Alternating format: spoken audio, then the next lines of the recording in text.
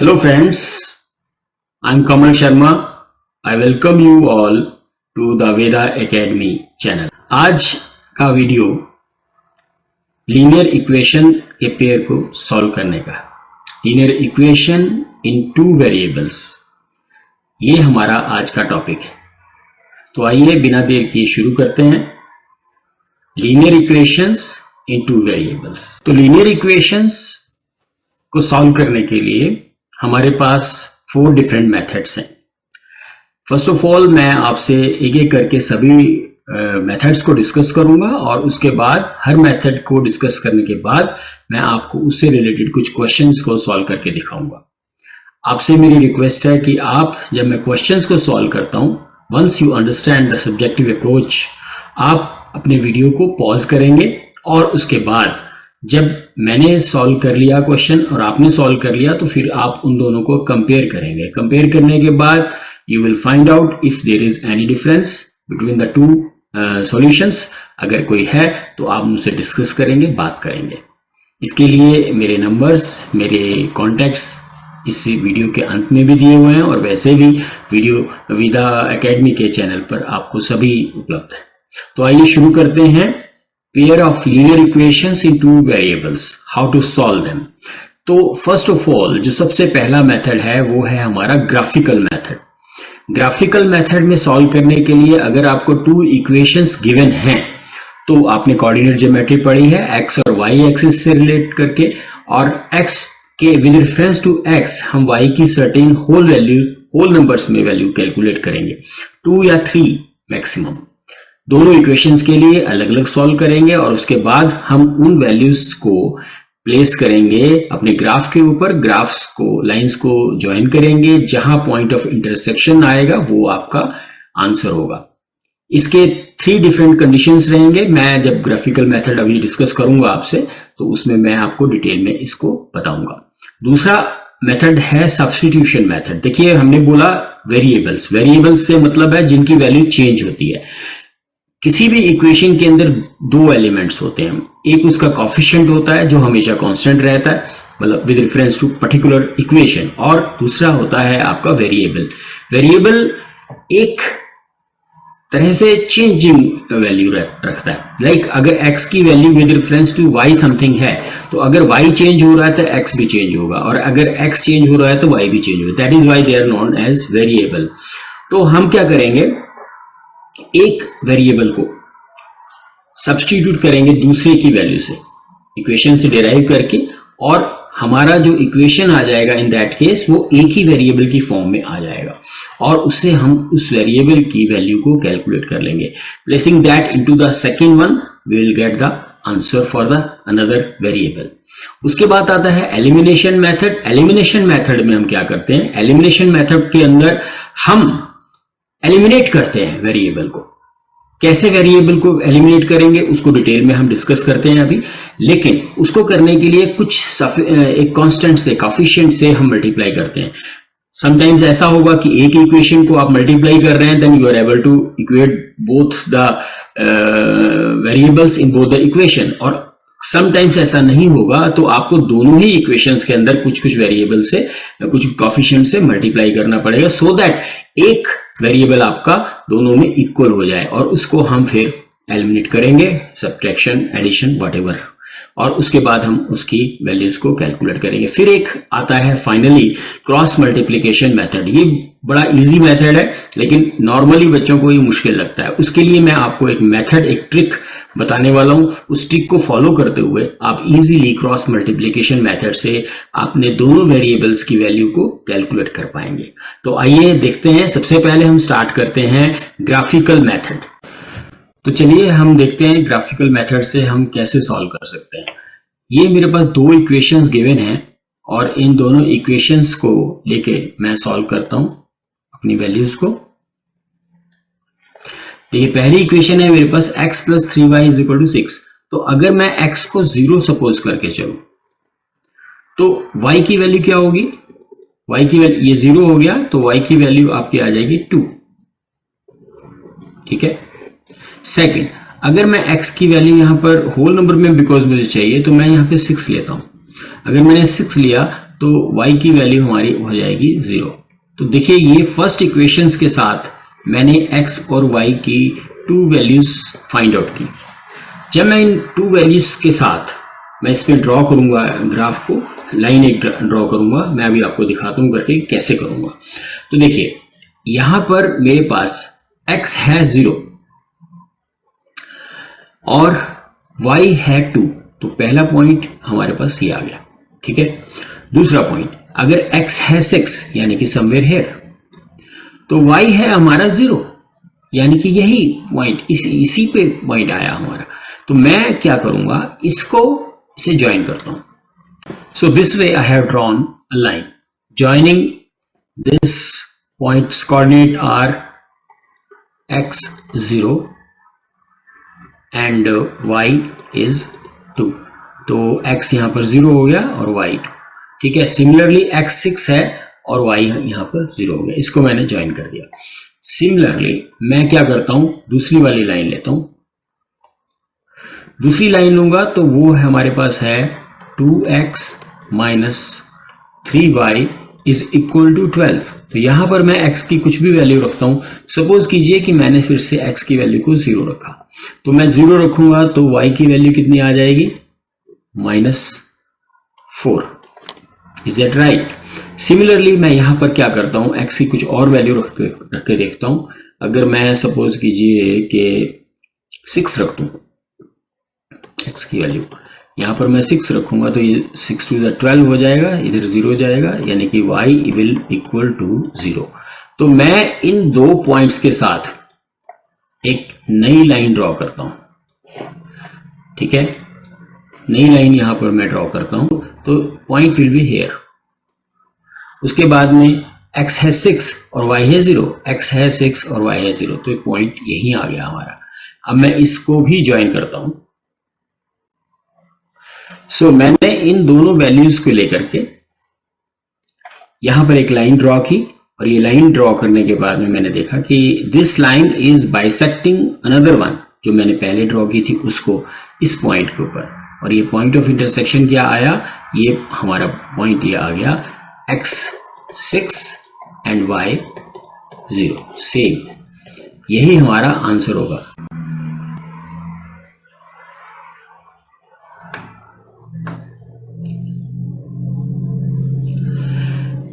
चलिए एक क्वेश्चन मैं आपको समझाता हूं सब्स्टिट्यूशन मेथड का। तो एक ये क्वेश्चन है, इस क्वेश्चन को मैं पहले आपको थोड़ा दिखाता हूं कि कैसे आप अंडरस्टैंड करिए इस क्वेश्चन को। Yes, say Meena went to a bank to withdraw 2000 rupees. She asked the cashier to give her 50 and 100 rupees notes only. She got total 25 notes. And how many notes of 50 and 100 she received? तो चलिए मैं इस question को आपको solve करके दिखाता हूं कि कैसे हम इस क्वेश्चन को सॉल्व करेंगे। Rupees 2000, she asked the cashier to give her 50 rupees and 100 rupees. Let rupees 50 notes are x and let rupees 100 notes are y, ठीक है। टोटल नोट्स जो उसको मिले वो मिले 25, यानी कि x और y टोटल जो नोट्स उसको मिले वो मिले 25। अब मुझे बताना ये है कि 50 के और 100 के कितने नोट्स उसको अलग अलग मिले। सो फर्स्ट ऑफ ऑल एक इक्वेशन तो मेरी यही बन गई, और दूसरी इक्वेशन मैं बनाता हूं तो 50 नोट्स हैं, 50 रुपीज के नोट है x प्लस 100 रुपीज के नोट्स हैं हमारे y। इन दोनों की जो टोटल वैल्यू है वो हमारी है 2000। इसको मैं 50 कॉमन ले लेता हूं तो मेरे पास आ जाता है x plus 2y is equal to 40। तो ये मेरी सेकंड इक्वेशन है। देखिए मैं अब सब्स्टिट्यूशन मेथड आपको समझाने जा रहा हूं। सब्स्टिट्यूशन मेथड में मुझे क्या करना है, मैं एक इक्वेशन कोई भी लेता हूं। सपोज कीजिए मैंने यहां पर ये वाली इक्वेशन ली x plus y is equal to 25। तो मैं यहां पर x की value with reference to y calculate कर लेता हूं। तो x आ गया मेरा 25 माइनस वाई, यानी कि ये वैल्यू x की अगर मैं सेकंड इक्वेशन में प्लेस कर दूं, सब्स्टिट्यूट कर दूं, then I should get the value 5। देखिए करके देखते हैं। Place this value in second equation. तो x की जगह मैंने रखा 25 minus y plus 2y is equal to 40 and 25 minus this gives me plus y only is equal to 40 और y is equal to 40 minus 25 that gives me 15। तो हमारे पास y आ गए 15, यानी कि y is equal to 15। ये value मैं place कर देता हूं यहां पर, तो x आ जाएगा 25 माइनस 15 और x की वैल्यू मेरे पास आ गई, x की वैल्यू आ गई 10। तो देखिए मैंने ये सब्स्टिट्यूशन मेथड किया। मैंने क्या किया, एक इक्वेशन जो फर्स्ट वन थी उससे मैंने x की वैल्यू को डिराइव किया। ऐसे डिराइव करने के बाद में जो मेरी x की value with reference to y आ रही है उस वैल्यू को मैंने सेकेंड इक्वेशन में पुट किया। मतलब जिस इक्वेशन से आप x को निकाल रहे हो, y को निकाल रहे हो, उस वैल्यू को अनदर वाली इक्वेशन सेकंड इक्वेशन में आपने प्लेस कर दिया। उससे मेरे को एक दूसरा वाला वेरिएबल जो है उसकी वैल्यू कैलकुलेट हो गई। इस वेरिएबल की वैल्यू से मैंने पहले वाले वेरिएबल को कैलकुलेट किया, तो मेरे पास आ गए 10, x की जगह 10 आया और y की जगह मेरा 15 आया। अगर मैं इसको चेक करना चाहता हूं अपने आंसर को, तो you can check it very easily कि मैं सेकेंड इक्वेशन में ही वैल्यू पुट करता हूं। x की जगह मैं रखता हूं 10 प्लस 2, y की जगह मैं रखता हूं 15 and that should be equal to 40. Is that right? 10 plus 30 is equal to 40. That's right. My answer is correct. ठीक है। Lending library has a fixed charges for the first 3 days and additional charges for each day thereafter. ठीक है, मतलब पहले 3 दिन के लिए charges fix हैं, वो चाहे आप 2 दिन में लेके आइए वापस, चाहे 1 दिन में लेके आइए, चाहे 3 दिन में लेके आइए, यू विल हैव टू पे अ फिक्स चार्ज। उसके बाद में आपको हर दिन के कुछ एडिशनल चार्जेस हैं। 2 स्टूडेंट्स हैं, एक सरिता है, उसने 27 रुपीज पे किए हैं, 7 डेज उसने रखा है बुक को, और सुशी ने पे किए हैं 21 रुपीज और उसने 5 डेज तक रखा है। तो हमें अलग अलग चार्जेस निकालने हैं कि फिक्स चार्जेस कितने हैं और एक्स्ट्रा चार्जेस जो हैं पर डे के वो कितने हैं। चलिए इस क्वेश्चन को हम ट्राई करते हैं। मैं सपोज करता हूं let fixed charges are x, ठीक है, एंड एडिशनल चार्जेस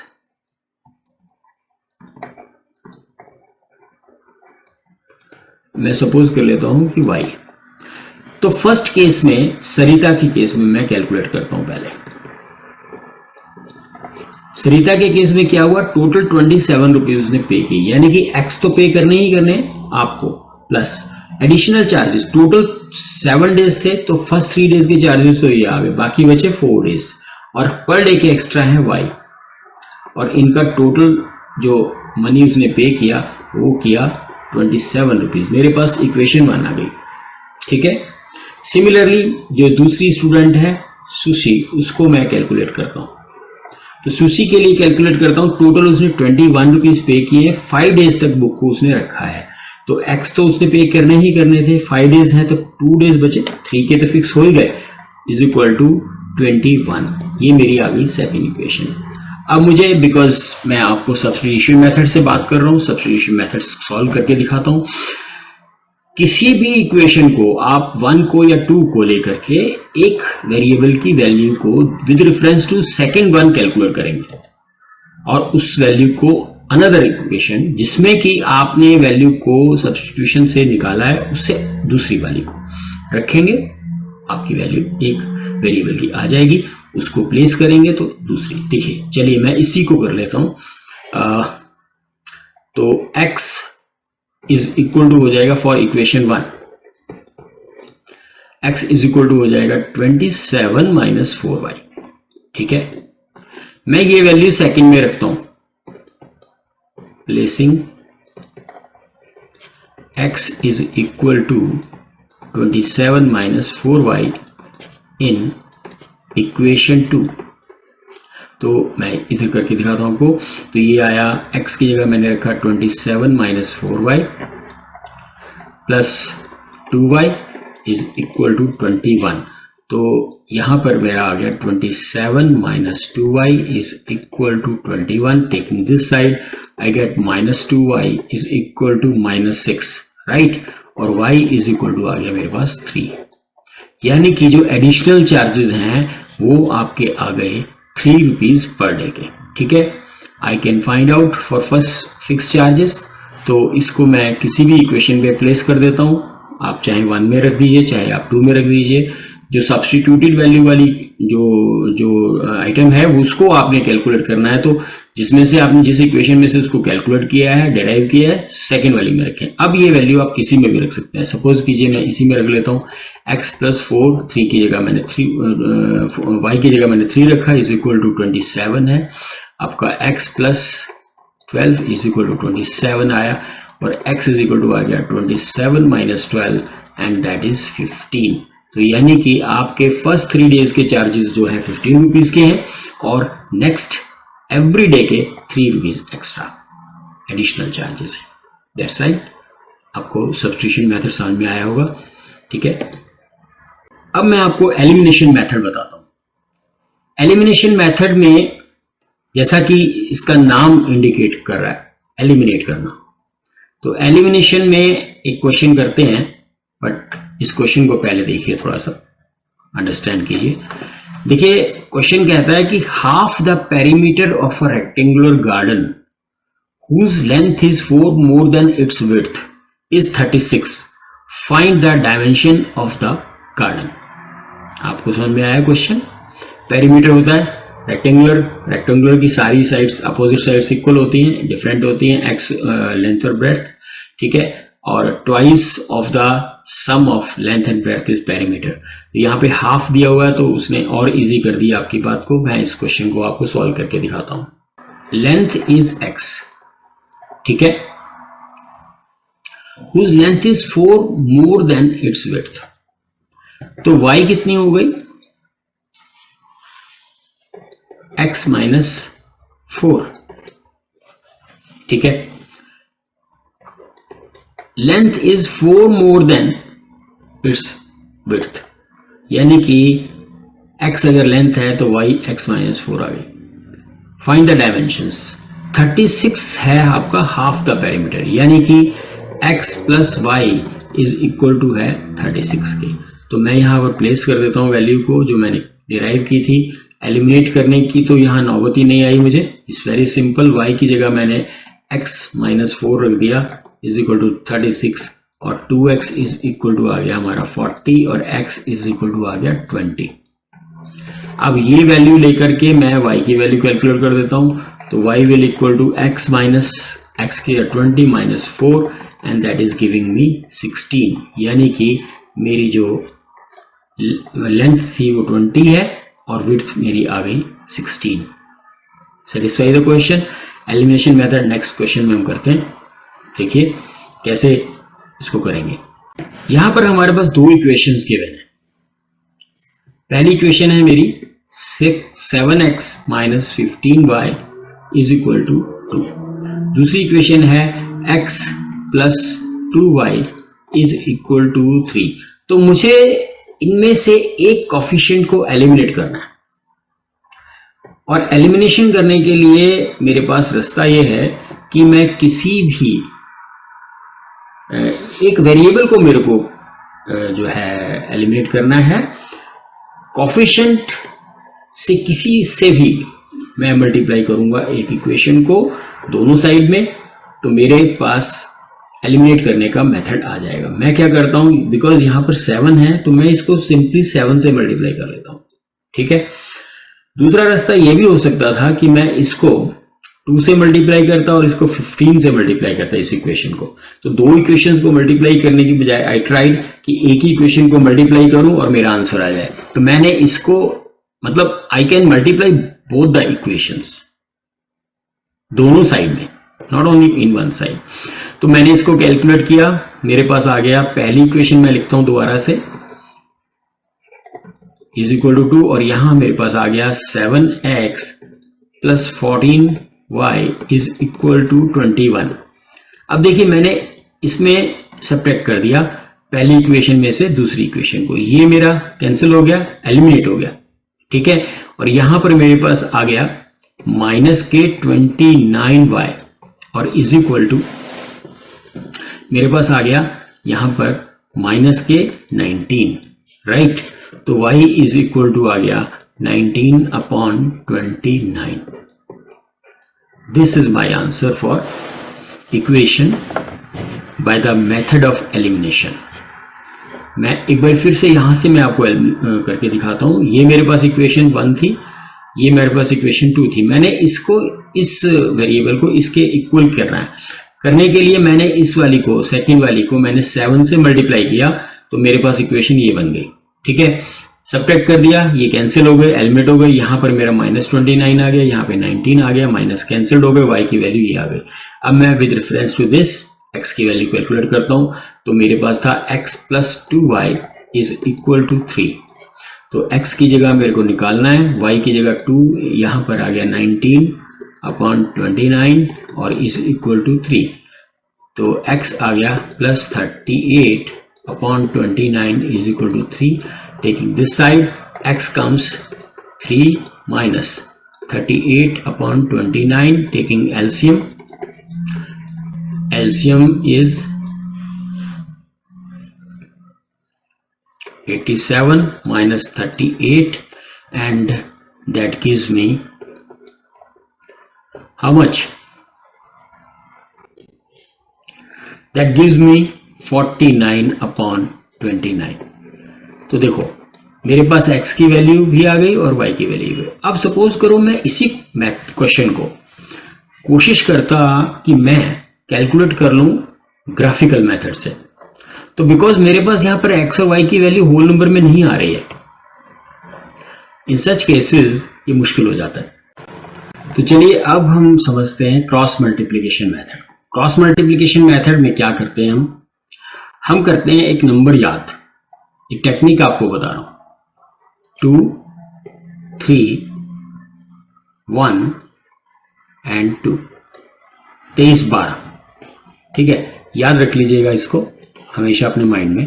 इसको मुझे लिखने की जरूरत नहीं है क्वेश्चन को सॉल्व करते हुए, बट मुझे एक टेक्निक माइंड में रखनी है। ये 2 क्या है? y का कोफिशिएंट। 3 क्या है? c। और 1 क्या है? x का कोफिशिएंट। तो मैं क्या करूंगा, मैंने इस तरह से जो जो मेरे कोफिशिएंट है मैं उसको नोट करता हूं। यानी कि मैंने लिखा यहां b1, b2, उसके बाद मैंने लिखा c1, c2 विद साइन, यहां पर है मैंने लिख दिया।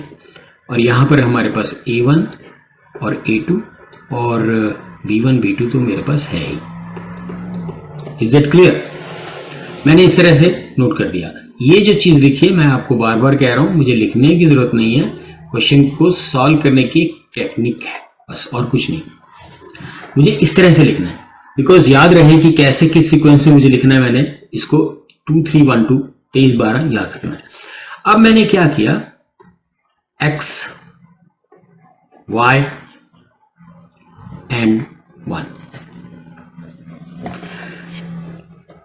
इसको मल्टीप्लाई करना है इधर, इसको मल्टीप्लाई करना है इधर, इसको मल्टीप्लाई करना है इधर। यानी कि मैं पहले लिखूंगा b1 इंटू c2,